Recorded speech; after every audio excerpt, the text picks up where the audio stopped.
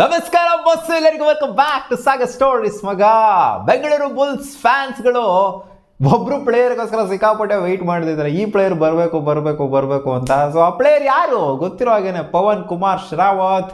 ಪವನ್ ಬೆಂಗಳೂರಿಗೆ ಬಂತು ಅಂದರೆ ಮುಂಚೆ ಇದ್ದಂಥ ಬೆಂಗಳೂರು ಬುಲ್ಸು ಮತ್ತೆ ವಾಪಸ್ಸು ರೀಜನರೇಟ್ ಆಗುತ್ತೆ, ಮತ್ತೆ ಪವನ್ ಶರಾವತ್ಗೆ ಇದ್ದಂಥ ಹಳೆ ಪವರ್ ರೀಜನರೇಟ್ ಆಗುತ್ತೆ ಅಂತ ಒಂದು ಎಲ್ಲರಿಗೂ ಅನ್ಕೊಂತ ಇರ್ತಾರೆ.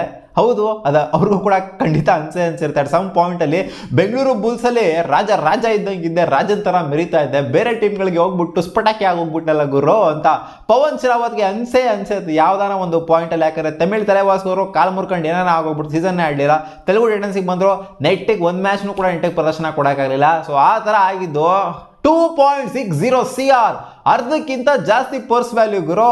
5 ಕೋಟಿ ಪರ್ಸ್ ವ್ಯಾಲ್ಯೂ ಅಂತಂದರೆ 2.60 ಕೋಟಿ, ಅರ್ಧಕ್ಕಿಂತ ಜಾಸ್ತಿ ಪರ್ಸ್ ವ್ಯಾಲ್ಯೂನ ಕೊಟ್ಬಿಟ್ಟು ತೆಲುಗು ಟೈಟನ್ಸ್ ಅವರು ತೊಗೊಂಡ್ರು.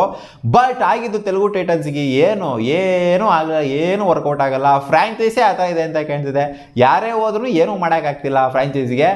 ಬಟ್ ಪವನ್ ಶರಾವತ್ ಅವರು ಈ ಸಲ ಆಕ್ಷನ್ಗೆ ಬಂದಿರೋದ್ರಿಂದ ಈ ಸಲ ಸುಮಾರು ಫ್ರಾಂಚೈಸಿಗಳಂತೂ ಡಿಮ್ಯಾಂಡ್ ಅಂತೂ ಇಟ್ಟೇ ಇಡ್ತಾರೆ. ಪವನ್ ಶರಾವತ್ ನಮಗೆ ಬೇಕು ಅಂತ. ಬಟ್ ಈ ಹಿಂದೆ ಇತ್ತಲ್ಲ, ಅಷ್ಟು ಡಿಮ್ಯಾಂಡ್ ಇರುತ್ತಾ ಅಂತ ಕೇಳಿದ್ರೆ ನನ್ನ ಪ್ರಕಾರ ಈ ಹಿಂದೆ ಇದ್ದಷ್ಟು ಡಿಮ್ಯಾಂಡ್ ಅಂತೂ ಖಂಡಿತ ಇರೋದಿಲ್ಲ. ಲಾಸ್ಟ್ 2 ಸೀಸನ್ ಪವನ್ ಶರಾವತ್ ಅವರ ಇಂಡಿವಿಜುವಲ್ ಪರ್ಫಾರ್ಮೆನ್ಸ್ನ ನೀವು ನೋಡಿದ್ರಿ ಅಂತಂದರೆ, PKL ನೋಡಿದ್ರಿ ಅಂತಂದರೆ ಲಾಸ್ಟ್ ಇಯರ್ ಇಂಜುರಿ ಆಯಿತು, ಅದು ಬಿಟ್ಟಾಕ್ಬಿಡಿ. ಬಟ್ ಆದ್ರೂ ಅಷ್ಟೊಂದೇನು ಹೆವಿ ಪರ್ಫಾರ್ಮೆನ್ಸ್ ಏನಿಲ್ಲ.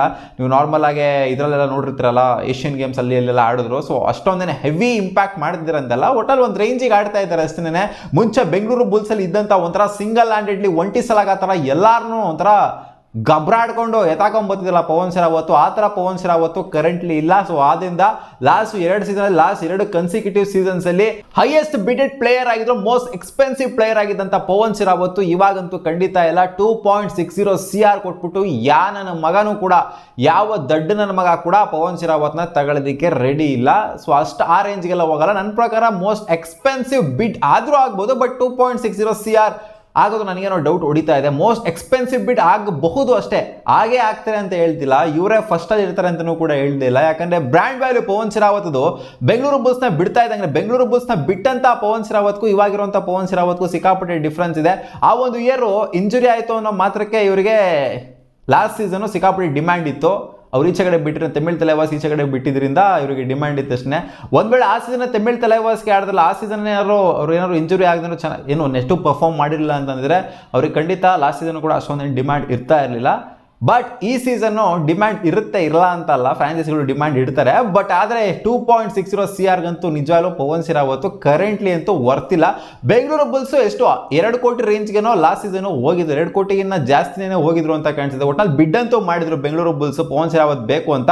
ಬಟ್ ಯಾವಾಗ ಸಿಕ್ಕಾಪಟ್ಟೆ ಎಕ್ಸ್ಟ್ರೀಮ್ ಹೋಗಕ್ಕೆ ಸ್ಟಾರ್ಟ್ ಆಯಿತೋ ಪವನ್ ಶರಾವತ್ ಬೆಲೆ, ಅವಾಗ ಬಿಟ್ಬಿಟ್ರು ಬೆಂಗಳೂರು ಬುಲ್ಸು. ಈ ಸೀಸನ್ ಟಾರ್ಗೆಟ್ ಮಾಡ್ತಾರ ಬೆಂಗಳೂರು ಬುಲ್ಸು ಪವನ್ ಶರಾವತ್ಗೆ ಅಂತಂದರೆ ಖಂಡಿತ ಟಾರ್ಗೆಟ್ ಮಾಡೇ ಮಾಡ್ತಾರೆ. ಲಾಸ್ಟ್ ಸೀಸನು ತಮಿಳ್ ತಲೆವಾಸ್ಗೆ ಹೋದ್ರಲ್ಲ, ಆ ಸೀಸನು ಪವನ್ ಶರಾವತ್ನ ಬೆಂಗಳೂರು ಬುಲ್ಸು ಟಾರ್ಗೆಟೇ ಮಾಡಲಿಲ್ಲ, ಬಿಟ್ಬಿಟ್ರು. ಅವರಿಗೆ ಗೊತ್ತಿತ್ತು ಪವನ್ ಶರಾವತ್ ನಮ್ಮ ಕೈಗೆ ಸಿಗೋದಿಲ್ಲ ಅಂತ, ಅದಕ್ಕೋಸ್ಕರ ಅವ್ರು ಟಾರ್ಗೆಟೇ ಮಾಡೋಕೆ ಹೋಗಲಿ. ಯಾಕಂದರೆ ಆ ಥರ ಒಂದು ರೆಪ್ಯುಟೇಷನ್ ಅವಾಗ ಇಟ್ಕೊಂಡಿದ್ರು ಪವನ್ ಶರಾವತ್ ಅವರು. ಯಾಕಂದರೆ ಬೆಂಗಳೂರು ಬುಲ್ಸ್ ಆ ಥರ ಮಸ್ತಾಗಿ ಪರ್ಫಾರ್ಮ್ ಮಾಡಿದ್ರು, ಸಿಕ್ಕಾಪಟ್ಟೆ ಹೈ ಅಮೌಂಟ್ ಹೋಗ್ತಾರೆ ಅಂತ ಹೋಗೋದು, ಅದಕ್ಕೆ ಟಾರ್ಗೆಟು ಮಾಡೋಕೆ ಹೋಗಲಿಲ್ಲ.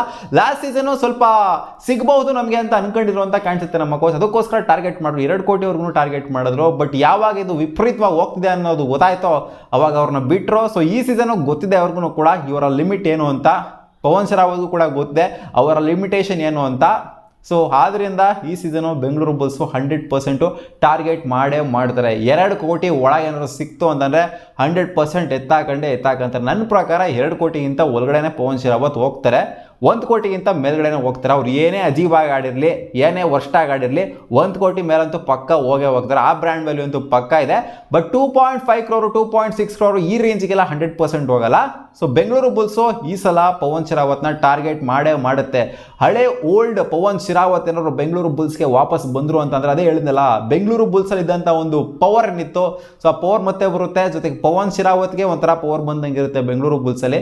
ಎಲ್ಲರೂ ಅಷ್ಟೇ ಒಂಥರ ಆ ಒಂದು ಪವನ್ ಶರಾವತ್ ಅನ್ನೋದು ಒಂಥರ ಕಳಲೆ ಹೋಗ್ಬಿಟ್ಟಿದೆ. ಬೆಂಗಳೂರು ಬುಲ್ಸಿಂದ ಈಚೆಗಡೆ ಹೋಗ್ತಿದ್ದಂಗೆ ಫ್ಯಾನ್ಸ್ಗಳು ಅಷ್ಟೇ ಒಂದು ಇಲ್ಲ ಅವರು ಪವನ್ ಬರ್ತಾರೆ ಹಿಂಗೆ ಮಾಡ್ತಾರೆ ಅದೊಂದು ಎಕ್ಸ್ಪೆಕ್ಟೇಷನೇ ಬಿಟ್ಬಿಟ್ಟಿದ್ದಾರೆ. ಬೆಂಗಳೂರು ಬುಲ್ಸಲ್ಲಿ ಇದ್ದಾಗ ಅದೊಂಥರ ಡಿಫ್ರೆಂಟ್ ಪವನ್ ಶರಾವತನೇ ಇದ್ದಿದ್ದು. ಸೊ ನನ್ನ ಪ್ರಕಾರ 100% ಟಾರ್ಗೆಟ್ ಮಾಡ್ತಾರೆ. ಯಾಕಂದ್ರೆ ಲಾಸ್ಟ್ ಸೀಸನ್ ಟಾರ್ಗೆಟ್ ಮಾಡಿದ್ರು. ಒಂದು ವೇಳೆ ಲಾಸ್ಟ್ ಸೀಸನ್ ಟಾರ್ಗೆಟ್ ಮಾಡಿರಲಿಲ್ಲ ಅಂತಂದರೆ ಬಿಡೋರು ಅವರು ಯೋಚನೆ ಮಾಡ್ತಿಲ್ಲ ಪವನ್ ಶರಾವತ್ ಬಗ್ಗೆ, ಯಾಕೋ ಕ್ಲಾಶ್ ಆಗೋಗ್ಬಿಟ್ಟಿದೆ ಇದು ಅಂತ ಅನ್ಕೋಬೋದಾಗಿತ್ತು. ಬಟ್ ಟಾರ್ಗೆಟ್ ಮಾಡಿದ್ರು ನಮ್ಮ ಕೋಚು. ಸೊ ಅದನ್ನ ಈ ವರ್ಷ ಕೂಡ 100% ಟಾರ್ಗೆಟ್ ಮಾಡ್ತಾರೆ. ನನ್ನ ಪ್ರಕಾರ ಎತ್ತಾಕೊಳ್ಳುವಂಥ ಎಲ್ಲ ಲಕ್ಷಣಗಳು ಕೂಡ ಇದ್ದಾವೆ. ಯಾಕಂದರೆ ಪರ್ಸ್ ವ್ಯಾಲ್ಯೂ ಒಂದು ರೇಂಜಿಗೆ ಇಟ್ಟಿದ್ದೀವಿ ನಾವು. ಕಾದು ನೋಡೋಣ ಏನಾಗುತ್ತೆ ಅಂತ. ಸಿಗೋಣ ಮುಂದಿನ ವಿಡಿಯೋದಲ್ಲಿ ಗಾಯ್ಸ್. ಬಾ.